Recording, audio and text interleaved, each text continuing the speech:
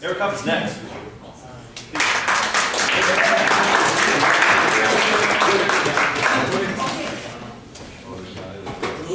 I was about to say, it's not about this, but your phone last week has gotten a lot of attention.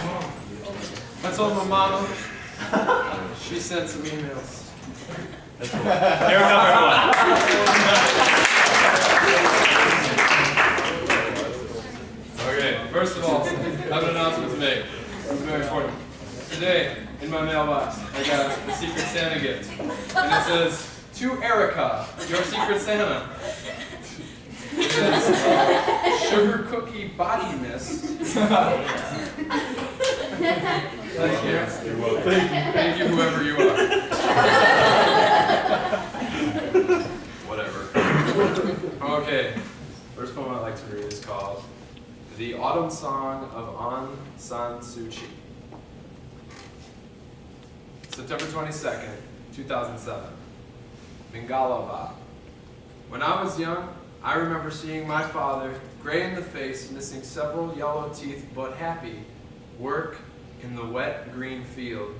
He sang, orange smiles, rich in the shoeless mud, orange smiles, rich in the breaking dawn." My friends, I am far from then, but here in my home, behind razor wire and threats, I can still hear his voice singing his hope, tomorrow will.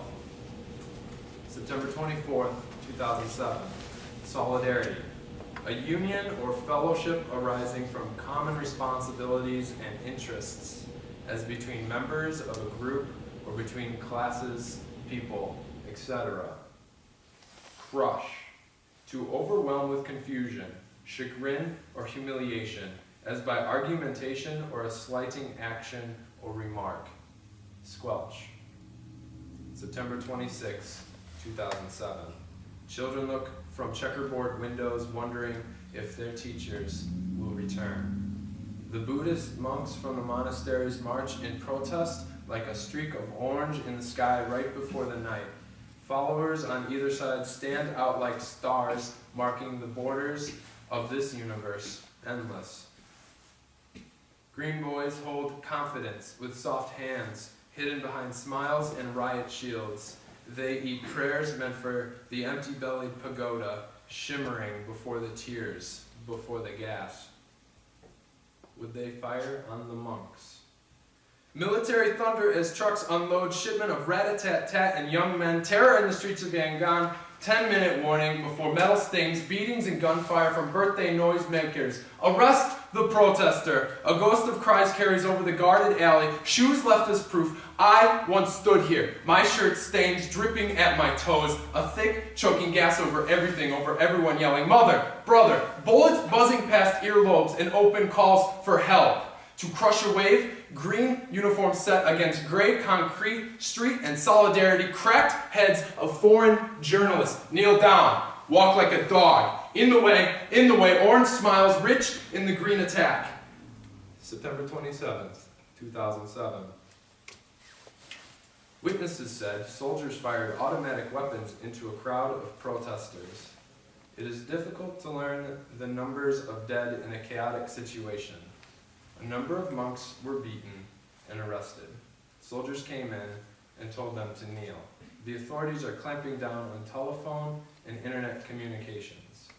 We have lost all contacts inside Burma. We cannot reach them anymore.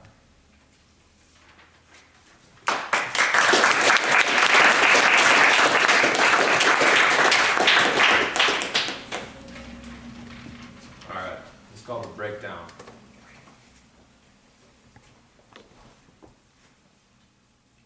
Rickety-racking Amtrak down these railroad tracks. I read about a lonesome traveler named Jack Kerouac as telephone pole stutters smoothly by my window. Rickety-racking past barn silos and American fields, empty rust cars and cattle country. This country is so large between my Chicago and Sparks. Point of destination, the purpose, flash of lights in the night of Iowa, Otomo, Iowa, and into Omaha, Nebraska, and into sleep. Morning sun by Denver, Denver tall as mountains, mountains tall as towers, scraping sky. Big blue sky over Colorado-Utah border. Salt Lake City by night, stars, moon. A nodding head, a winking eye, rickety-racking people on, people off, people on, people off, stopped. For the first time since Chicago, I put down my pen, closed my book, and see. My eyes are a double reflection of the setting sun as I look west out onto the horizon. Oh, the rich sands and tans of the Nevada desert. Twisted hands of brush reach around in tangles, pointing at our silver bullet freeze frame. A silent energy of questions hovers just over the seats. Passengers poke their heads up like dusty prairie dogs, smelling the air, looking for danger. Lights flicker off. The air conditioning dies. Sighs. I move down the skinny staircase into the lower level by the doors and awful, currently no flush bathrooms. 6 of us stand looking out a broken open window, breathing the dry air. The Copenhagen man smokes cigarettes. His wrinkled eyes squint off into the distance, coughing out his life in tobacco and rolling paper. An ex-train conductor skips between explanations of this and that while making forward comments about how much he loves Miss 19's shirt. Large breasts. She smiles as she shuffles her feet, letting herself lean against the wall, then stand upright, not quite comfortable in her skin today. Mr. Colorado Surfer Dude bums a cig from the Dane and shows us his brew opener / flip-flops. He is starting his life over, he says, going back to California. My brother shuffles through a deck of cards again and again, flipping over a 2 of hearts, a spade, queen. His long fingernails tap against the Coke can interior of the train. Nervous. For a while, nothing is said, and we just pass our glassy eyes out the window. For a while, we watch a blue suit conductor out on a hill. She holds up a US cellular, searching, connecting to network. Nothing. Searching. Like a lone tree, her branch arm presses up into the evening sky, trying to catch a wave in this dry America.